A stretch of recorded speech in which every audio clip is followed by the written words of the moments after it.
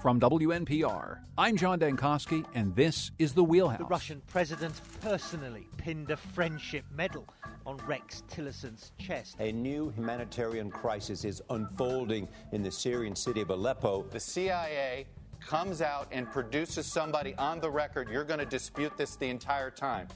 I'm not disputing. I just don't know whether it's true or not. We have a president-elect who has great confidence in his a priori assumptions, his a priori beliefs, and at least in this case, he's not willing to hear contrary arguments. For Wisconsin, the president-elect met with Bill Gates, Jim Brown, Ray Lewis, and Kanye West. That's some of the news I suppose we'll tackle this week in the Wheelhouse. You can join our conversation, 860-275-7266. Comment on our website, WNPR.org/The Wheelhouse.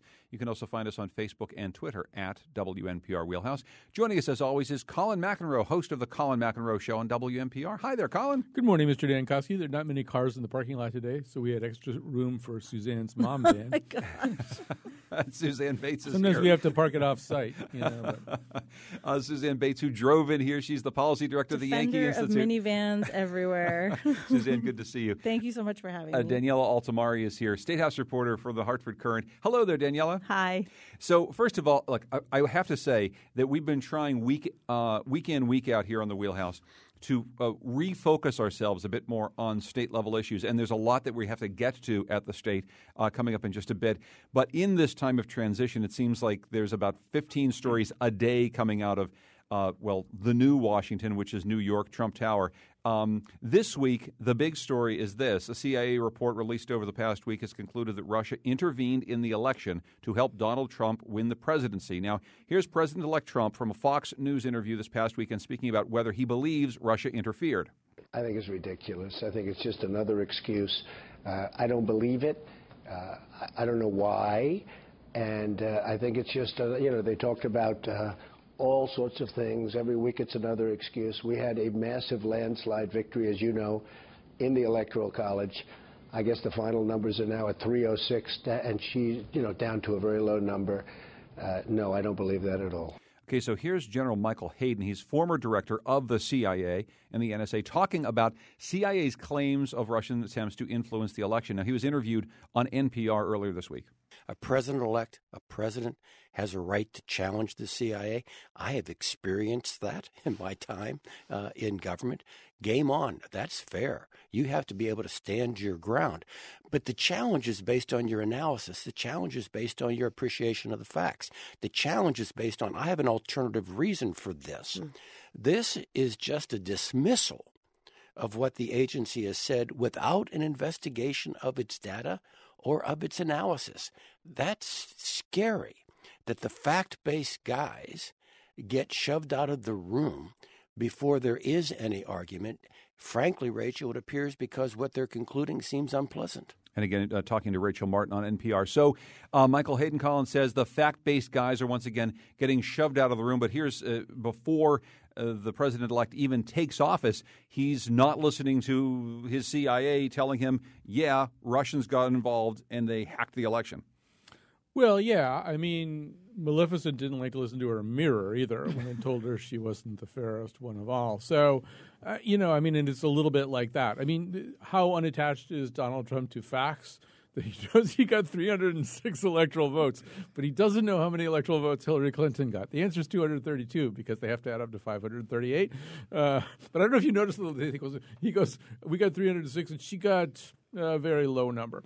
It's like he couldn't even memorize those two numbers. He only wanted to memorize the one that was about him. And I mean, that's what this is about. Obviously, he's to complain that he's not interested in the details, that he's not interested in the facts, that he's not willing to subject the claim and counterclaim to any kind of rigorous analysis is, it's kind of old news at this point. I do feel like we're at another one of these very unprecedented chapters. Michael Hayden may be correct. Michael Hayden, by the way, not a particularly partisan guy one way or the other, but Hayden might be correct that it has happened in the past that presidents and presidents-elect have faced off with the intelligence establishment over their ideas, but not like this. So, I mean, we have, it would have been weird enough if the CIA said, we now are very comfortable saying that the Russians intentionally interfered in our election. That's a pretty weird thing for them to say. But for them to say they intentionally interfered with our election for the purposes of getting one particular candidate, Donald Trump, elected over Hillary Clinton, I mean, that, if this had been anything like a normal year, that really would have stood out as this incredibly bone-chillingly crazy, alarming thing. But there's just, they flooded the zone with so much craziness that, it's just one more thing. But and this isn't to defend any of this, but I will say that in our lifetimes we have lived through the CIA being accused of clearly doing this very same thing in other countries, of being involved in operations that we wish they were more transparent about that have negatively affected Americans' lives.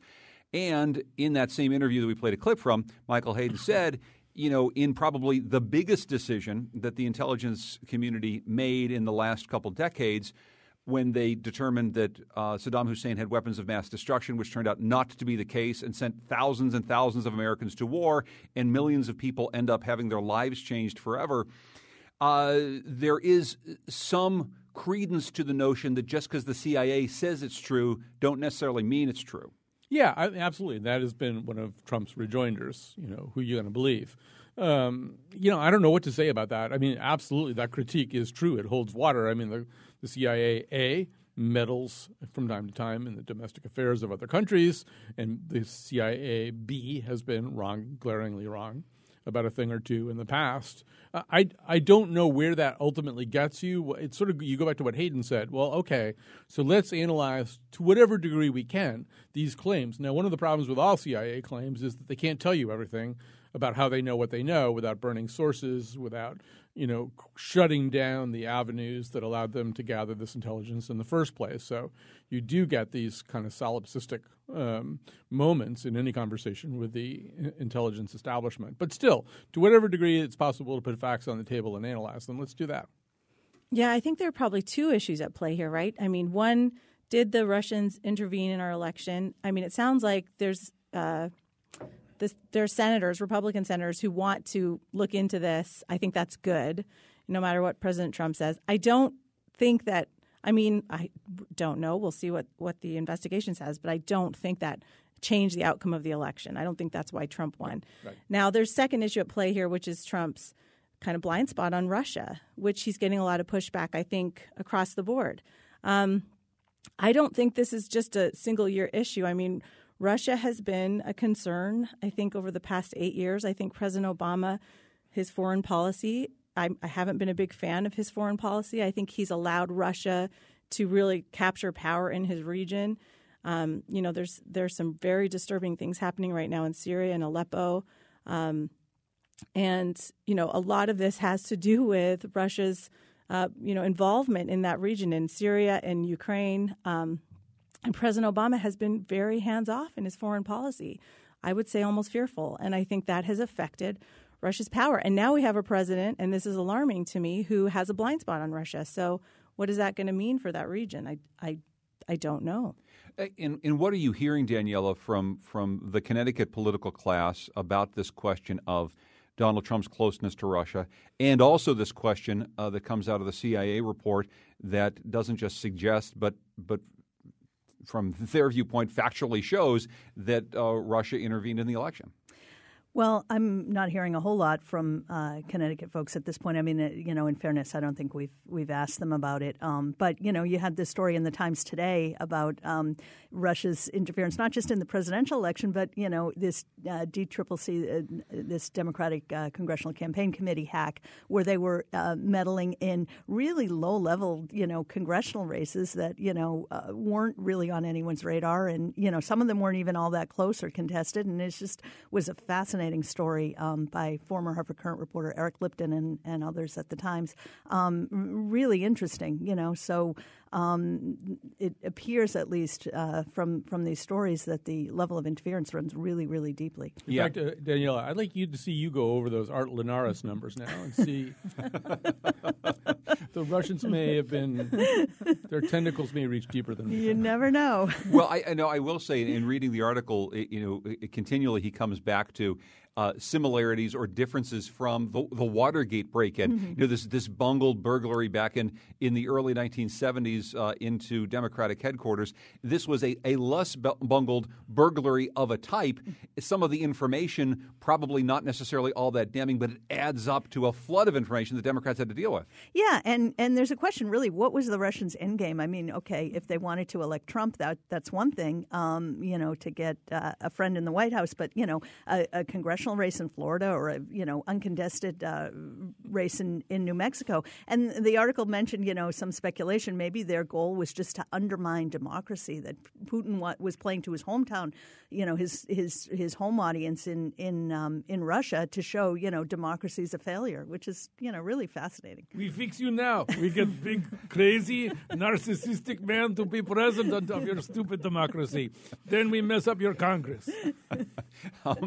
Well, let's actually turn to some of the other things that came out this week, including, as Suzanne said, this increasing coziness that the incoming Trump administration seems to have with Russia. We've heard an awful lot in the past during the campaign about Connecticut-born Paul Manafort, who is on and off the campaign and his close ties to Ukraine. Now, as Secretary of State, Rex Tillerson, President and Chief Executive, ExxonMobil, certainly a fan, Suzanne, of fossil fuels, certainly a fan of a different type of energy strategy and global strategy than has been, in place over the course of the last 8 years. And again, someone close to Russia. Yes, and I think that's probably more reflective of Trump's position on Russia than it is, he's going to choose people who agree with him on a lot of these issues. Now, Rex Tillerson actually has a lot of sort of mainstream Republican support. Condoleezza Rice, Jeb Bush, he was on Jeb Bush's fundraising team. So, I would say he's not that wild a pick to a lot of mainstream Republicans, but definitely I can see, look, when President Obama picked his cabinet, there was a lot of concern on the right with a lot of the picks. And so I think you're seeing a lot of concern. But I don't think President-elect Trump's picks have been all that radical in terms of where his positions are. They've pretty much fallen in line with what he said on the campaign trail. Colin? Well, I do think that, first of all, what I would say overall about the cabinet picks is that they strongly resemble the campaign. The genius of the campaign was that if you tell one lie and get caught, that's pretty bad. If you tell 50 lies and get caught, after a while, people stop caring. It stops being a big event. That if you have 50 brush fires, it somehow or other looks less, urgent than one big fire. So a lot of these picks are problematic. Look, Tillerson does have backing of establishment, diplomatic people. I think Gates, maybe Jim Baker or Condoleezza Rice, as you said, Suzanne, people like that. I think they even were urging Trump to pick this guy. On the other hand, as is so often the case with a lot of Trump stuff, we are venturing into terra incognita as far as conflict of interest. We typically don't have secretaries. I'm not saying that Jim Baker or people like that didn't have business backgrounds and stuff like that, but this is really different, right? You've got a Secretary of State who's coming into this job from an area of business that's materially affected by what goes on all over the globe. That he takes one step out of Exxon and one step into the Secretary of State's office. And so, we're in a really new place having a guy like that in there. Well, speaking of a really new place, let's take a flashback quickly to 2011. This is a presidential debate. And here's former Republican presidential candidate Rick Perry talking about some of the departments he'd dismantle if he gets elected. The third agency of government, yeah. I would do away with the education, commerce, and let's see, I can't. The third one I can't. Sorry. Oops. I love oops. So Secretary of Oops now. He's the Secretary of Oops. Now, Rick Perry, who couldn't remember the name of the Energy Department, is going to be the Secretary of it. Now, I said something similar to this, Colin, last week, and I'll say it again. Yes, we are in uncharted territory. The Rex Tillerson pick sounds like, as Suzanne suggested, the type of person that Donald Trump would, if you take all the things that Donald Trump has said about what he wants to do to heart, he's the type of pick Donald Trump would have. Some of these other picks, like Rick Perry at the head of energy, which he wanted to dismantle, suggests this different style, not too dissimilar from what Daniela was just talking about Vladimir Putin wanting to do to democracy, right? If you want something to fail, you put someone in charge of it who doesn't like the idea that it exists in the first place. It seems as though he's, I don't know, completely changing or trying to subvert the idea of the energy department by putting a Rick Perry in charge of it who doesn't even want to have an energy department exist. Right. Look, I don't know what Rick Perry is going to do as Secretary of Energy, and it could be that he sees a bigger football field than he did at that particular moment at that particular debate. Sometimes when you're campaigning for a nomination, you say stuff that isn't really part of your core belief system, but you think it's going to sound good, provided you can remember 3 out of 3 things. I do think that in general, looking at a lot of these picks, it does seem like there's a real hostility towards some of the agencies and their basic missions that we really haven't seen. I mean, you could go back to the Reagan administration in 1980 and 84 and see maybe some of that same kind of thinking. Let's put somebody in charge who doesn't really believe in most of the things that the agency has typically done. We're already getting into some pretty weird areas here. Yesterday's sub-stories was that the Trump transition team wanted to know who in the EPA staff had worked. They wanted the names of people who'd worked on climate change stuff, who'd gone to climate change conferences. They wanted emails connected to all that. And the department just said, well, we're not going to do that. I'm really sorry, because first of all, that looks an awful lot like a witch hunt. And second of all, it sort of just violates aspects of the professional canon that you're going to come in here and demand a list of names of people who have behaved under orders responsibly with regard to a set of policies. No, we're not going to do it. Yeah, and just very quickly, Suzanne, this idea that anything is going to substantively change in these departments that have been run across different presidencies as bureaucracies, I think it misunderstands a bit of just how powerful the Washington bureaucratic machine is. You're not going to change it overnight because you put somebody at the top who doesn't believe in it. Right. There are these cultures within the agencies, and maybe that's what Trump is trying to do by picking some of these people who are kind of anti-establishment, that he's hoping they'll shake up the bureaucracy. Now, as a counterpoint to all this, Daniela, Linda McMahon, since last week's show, gets picked to head the Small Business Administration. She's being widely hailed, including by Democrats, as someone who seems like a pretty sensible pick, all things considered. Yeah, it was interesting. Both Chris Murphy and Senator Blumenthal put out statements after her nomination, really praising her. And, when you think back to that race, especially with Blumenthal, how nasty it was and how deeply personal it was and how, Senator Blumenthal seemed to, really hate everything she stood for, with wrestling and everything else. I mean, the tone was very different and really interesting.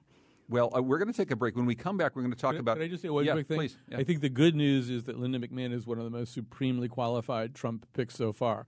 I think the bad news is that Linda McMahon is one of the most supremely qualified Trump picks so far. That's Colin McEnroe, the host of the Colin McEnroe Show. Danielle Altamari from the Hartford Courant. Suzanne Bates is here from the Yankee Institute. One of her favorite things to talk about in the world is pension negotiations and spending caps. We're going to do that when we come back right after this break in the Wheelhouse.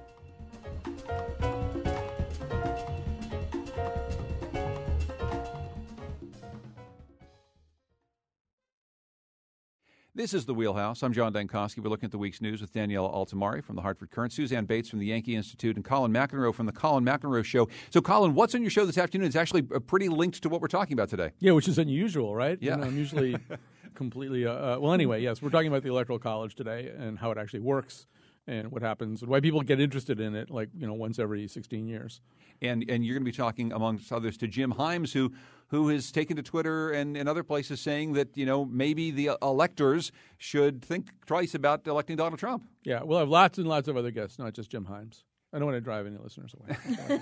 Now, come on. Jim Himes will be very interesting on this point. So amongst the things that happened this week, Governor Dan Malloy and state employee unions announced an agreement Friday to restructure pension payments in order to avoid continuing fiscal problems in the future. The deal was reached after months of behind-the-scenes talks regarding the future calculations the state was facing, potentially huge future pension payments, and tried to, quote, help avoid the fiscal cliff the state would otherwise face. Here's a little bit of audio from Malloy in a press conference on Friday. avoid that fiscal cliff. It will put the state on a more sustainable course that the taxpayers and, quite frankly, very largely the business community demands. It's predictable at this point. Among the other key provisions of this agreement, it adopts a more conservative estimate for future performance of our state investments, thereby minimizing the impact of downturns in the stock market. Let me put this in perspective. During the time that we've been in office together, those of us who have served for the last 6 years, we've actually lowered our expectation with respect to return on investment by 14%. That was clearly taken with a hidden microphone somewhere. Dan Malloy talking about this deal. What do you see in this pension deal with the state employees, Suzanne? I think there are some things to applaud, which is something I don't always say about things Governor Malloy does. I mean, I think changing the discount rate, which is your expected rate of return over, from 8% down to 6.9% is good. I think it should have been lower, but I think that's a good first step.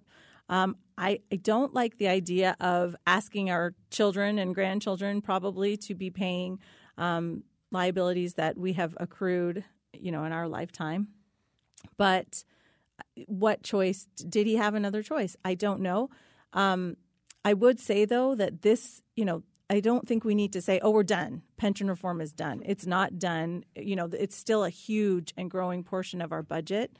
It's still a huge problem. There's so much more that needs to be done.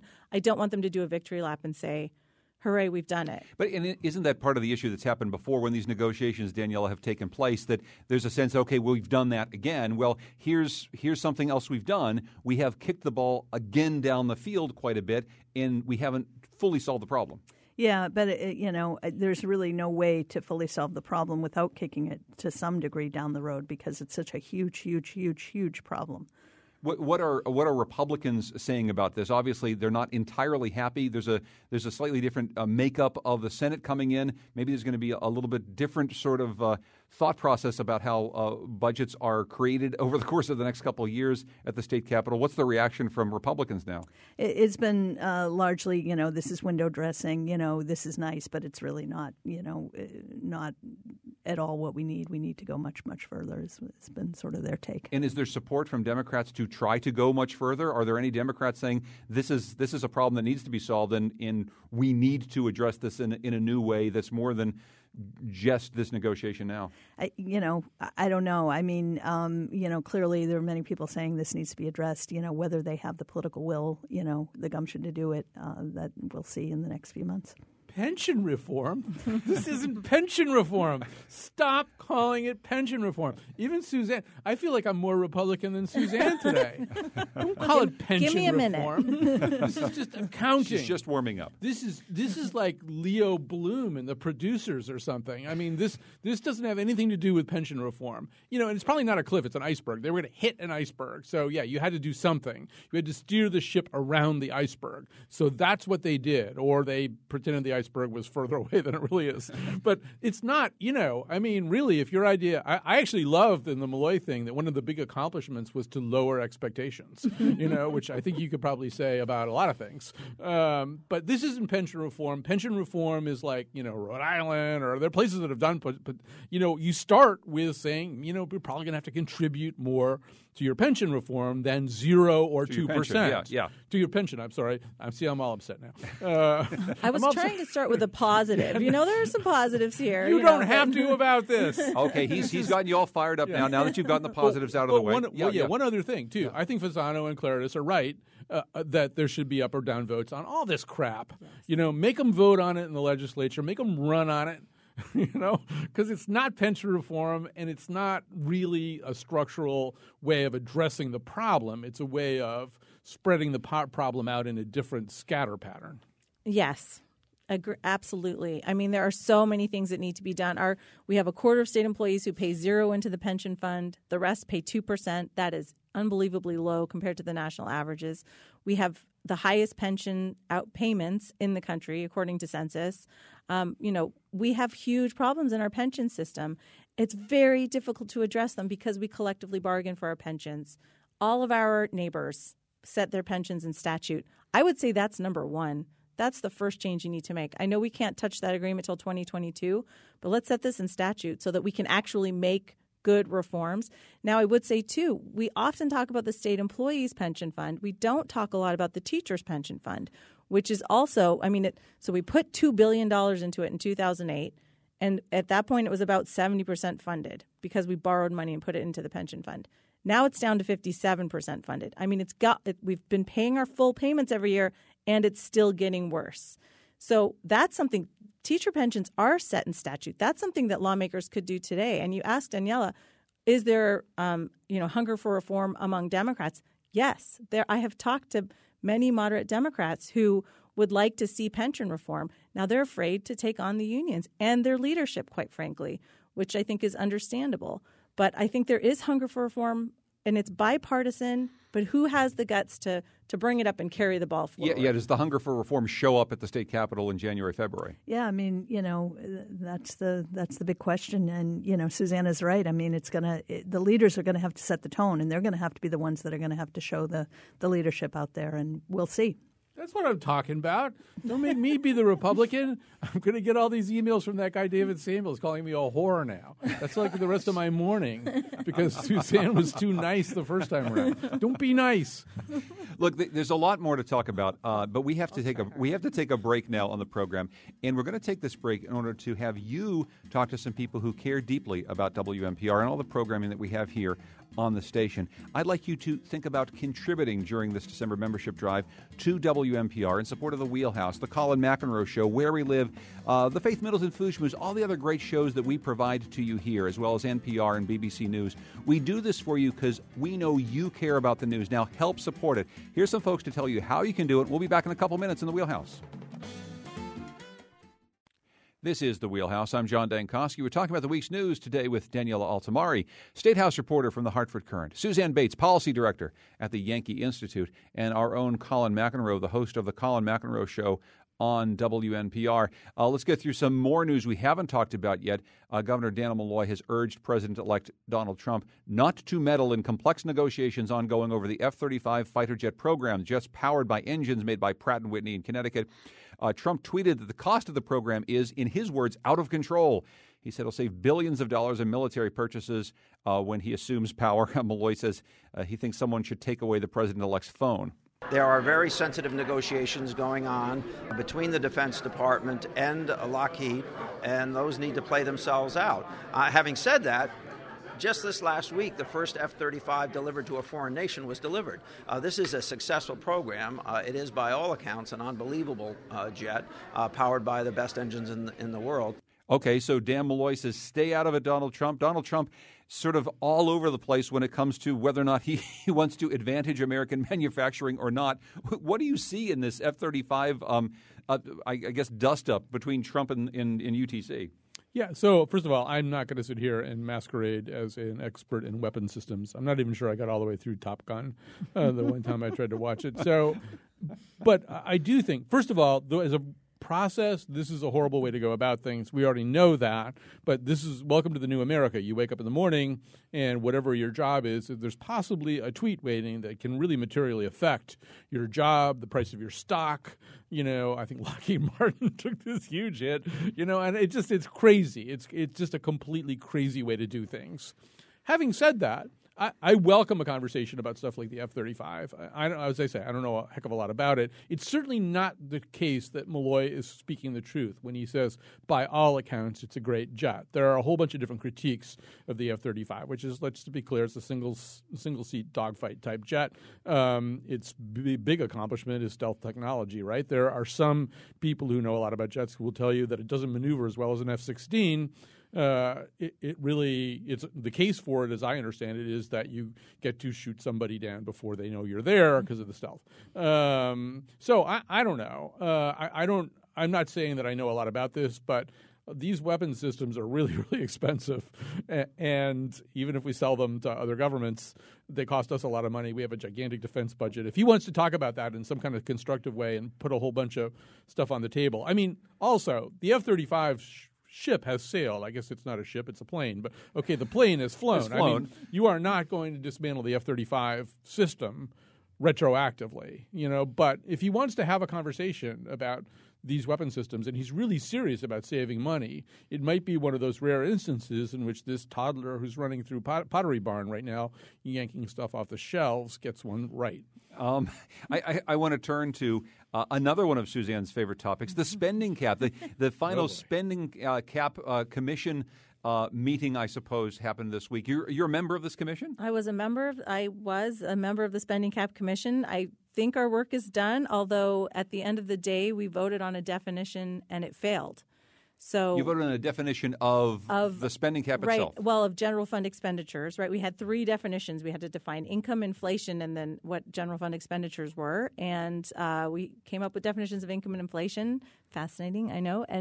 But the definition, basically, there were sort of two factions on the commission. One wanted to Swiss cheese the spending cap. The other side did not want to Swiss cheese the spending cap and allow more spending to get around the cap. And I am not familiar with that particular verb. To Swiss cheese something. I like it. How does one Swiss cheese? So you poke a lot of holes in it, right? We have this spending cap to go, sort of rewind a little bit here, right? In 1991, when they came up with the income tax, there was this grand bargain. We're going to cap spending so that we're not constantly dialing up your taxes. Well, look. We had a spending cap voted on by 82% of the voters, approved by 82% of the voters in 1992. And since then, they have never fully enacted the spending cap. So it's been 24 years. I think people should be frustrated with that. 24 years the legislature was supposed to define this thing and have never done that. So this commission was supposed to come up with some definitions so that we could finally define the cap and fully implement it and hopefully stop this constant dialing up of income taxes, which is exactly what has happened. But unfortunately, we weren't able to come up with a final definition. And so there's some talk about maybe the commission keeps going, but at this point it looks like it's over, and it will be in the legislature's hands to try to define these terms. In the legislature's hands to define the terms? Are they going to take this on, the Swiss cheesing? Well, I don't know. I think the list of things they may not take on is growing by the minute. I mean, these are hard things. These are complicated things. So. Yeah, and it's something that clearly they haven't wanted to take on, as Suzanne says, for quite some time, for decades, Colin. Pass. Eyes glaze over. He doesn't like talking. You didn't even seem that excited talking about the spending cap. No, she did. I am. She's I get got excited she's got about some it. costs. I understand too that it's government minutia, but I think it's important. I think it's important that we honor voters' intent. I just think that's really disrespectful to say what you did in 1992. It's in our state constitution. I will doesn't say this. matter. I, first of all, completely agree with that. Either really do it or stop saying that it exists. Like we've been living, I think you correctly say, in this middle ground. The difference between you and me is that I don't have hours of my life that I'll never get back. Trying to do something about this. Okay, so here's something interesting. Not to depress you. You should have come. It was fascinating. This gets into a personal health story that actually has a lot to do with how we're going to make laws coming up in this brand new Senate at the state capitol. So Senate President Pro Tem Martin Looney from New Haven is to undergo a kidney transplant from a live donor next week. This ends a 4-month search for a kidney, and we certainly wish Senator Looney very well. We're glad that he has this transplant availability. It adds another little element of uncertainty to this evenly divided Connecticut Senate. So, Daniela, talk about this. So Marty Looney is going to have a kidney transplant. There's normally a recovery time. This sort of sounds like one of those stories where a star quarterback sprains his ACL, is told by doctors that you'll be out at least 4 months. There's no way you're coming back before the end of the season. And then he miraculously appears on the field a couple weeks later because his team needs him so badly. Is that what's going on here? Well, we've been told that he will be back before the start of the session in early January. Hopefully that's the case. But, just for his own, personal health, and hopefully things go well for him. But, there are these negotiations ongoing about this very sort of delicate dance that Senate, as you noted, is tied 18-18. It's the first time since the 1890s, I believe, that this has happened. We're sort of in new territory. We don't really know what the leadership of the chamber is going to look like. And Senator Looney is obviously, a key piece of that, as is his Republican counterpart, Senator Len Fasano. discussions are going on. We have not been told if they've reached any sort of agreement, and now Senator Looney is going to be out of the mix for a bit. So it really will be fascinating. We talk about the changes in Washington, but there are going to be big changes coming in Hartford, over the next 6 months or so. And how much do you think, Colin, we actually feel those changes? I mean, does this split in the Senate actually substantively change, say, what we'll be talking about in a couple months in terms of how policy is being made at the state capitol? Oh, I think so. First of all, I object to your comparison of the state Senate to the NFL because the NFL has much stricter rules about when they'll let somebody back on the field. I mean, we saw this with Andy Maynard. We're seeing it with Marty Looney. Really, just take your shot and get out there. I think we're going to. I think it for all the reasons Daniela just said, it materially affects. I mean, just to go back to the pension thing we're talking about. Well, one reason to have an up or down vote is to get everybody on the record. But if it's 18-18 and you've got chronic defectors from the Democratic side like Joan Hartley and Paul Doyle, you might win some of those votes. So, it's not just a matter of getting people on record. There's some things that are not going to carry. The Republicans, Fasano, I would assume, will push for a lot of votes that he might not have cared about in the past because he can win some, he can make people go on the record. Yeah, I think it's going to be – it's not going to be any more fun or exciting to cover for Daniela, but it'll be different. I disagree. I think it's going to be fascinating. I don't know. I think political the watchers. I know. I get right excited about that. these kinds of things. But you need to get Netflix or something. It's going to be a very interesting year. Look, we're going into a session with a huge budget hole, right? We have to set a 2-year budget. We have $1.7 billion, depending on who you talk to, hole in the first year budget, another big hole in the second year. They're going to have to come up with a budget in a Senate chamber that is divided, yes, on paper, but you've got 2 fiscal conservatives in the Democratic caucus. And I think, you've got people in the House side trying to talk about new taxes, Governor Malloy. How do you get new taxes through that Senate chamber? I don't know how you do it. How are they going to come up with a budget by the end of the session? It's going to be so interesting. I mean, I think they may end up in court over the rules. I think there's all kinds of things, and I think it's going to be okay. I'll take an out of it so I don't get overexcited. I'll say, how are they going to come up with a budget is kind of a recurring theme, though. It doesn't just happen in this particular scenario. Right, but in 2015, the last time they had to do this, they had enough votes that they could really shove it through. They twisted arms. They gave away the farm, in order to get votes. They're not going to be able to do that this year. I think it could. I mean, Daniela knows better than I do. But, first of all, you never, ever have a session that's not completely kneecapped by petty rivalries. Now, often the rivalries are between the president pro tem of the Senate and the Speaker of the House. That's right. They're both Democrats. They're fighting like cats and dogs. They won't let each other's bills out on the floor on the last night. We might actually go back to just general good old-fashioned partisan divisiveness, which would be really fun. and between the branches, certainly the executive branch, the governor's office, and the legislative branch haven't exactly been super chummy over the past few years.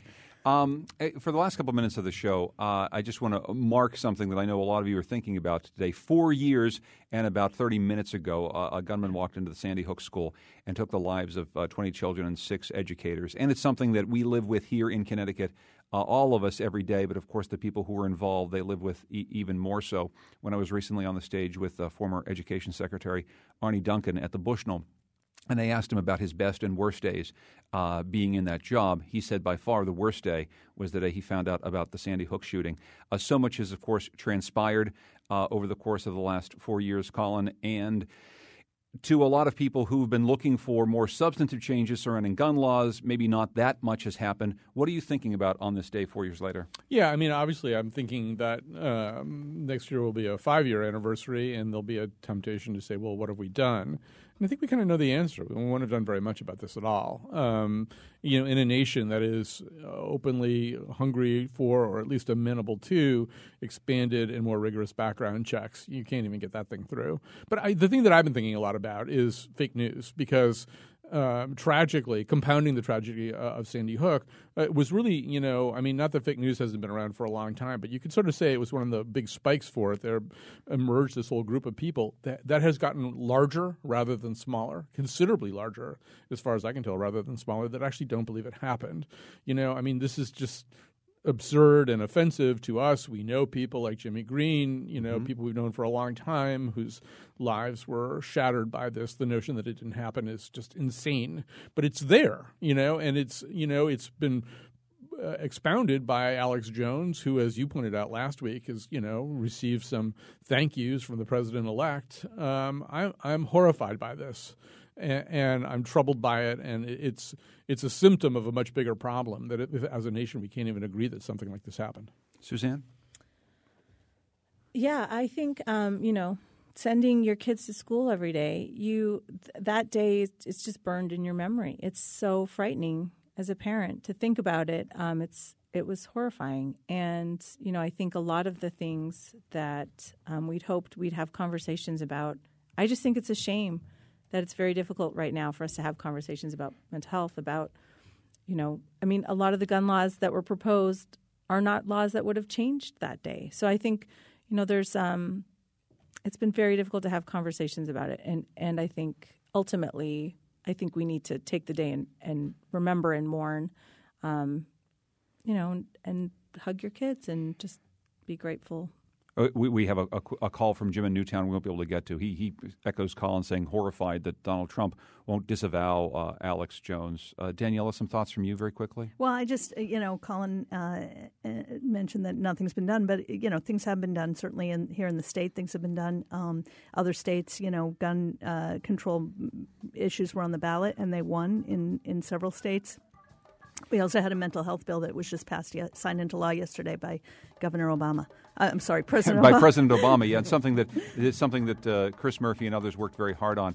I just want to say, as a closing thought, our hearts go out to all of those families involved and everyone who does hug their kids on the way out the door and thinks about this day. Thanks very much for joining us in the Wheelhouse. Now, here's some folks to tell you how you can support all the things you hear on WNPR.